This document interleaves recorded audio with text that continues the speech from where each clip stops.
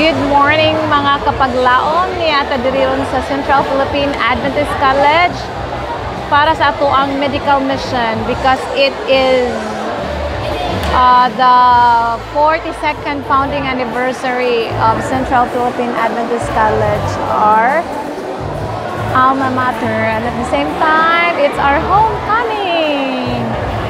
Oh, hi!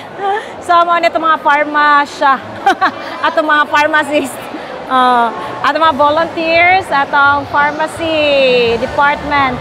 Okay, thank you.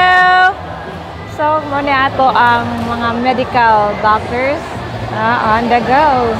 Praise the Lord na atay mga maabtikon ng mga doctors nga nag-uban nato dinhi sa ato ang medical mission. Ang coordinator. Okay. O diring dapita na ato ang karadas. Ang karadas para makabaluto sa to body mass index, no? O gatong fats, atong muscles kung healthy ba ta or our age is beyond our body, body age.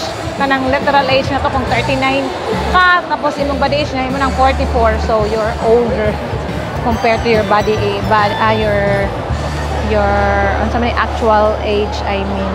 Na di ang bura kung imong yung edad mao dapat na nga weight ang imong maintain or imong body fats o muscles. So nindot kayo ni ilang program sa Karada.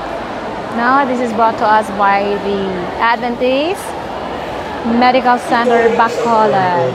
Okay. O pasalamat sa takay na ang taga Yakult. Hi, thank you sa inyong pag-help sa itong medical mission. Salamat. So, Yakult every day, okay. So, natang mga patient. Okay. Nahuman na mo?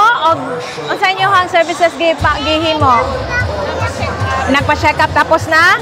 So, ano ang inyong mahambal sa aton nga medical mission sa bom?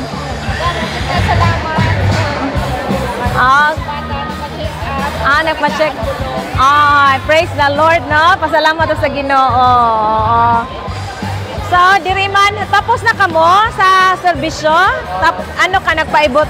Nagpagabot ka onto? Sa anong masasabi mo sa ano naton?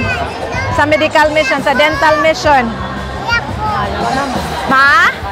Maayo man. So, praise the Lord.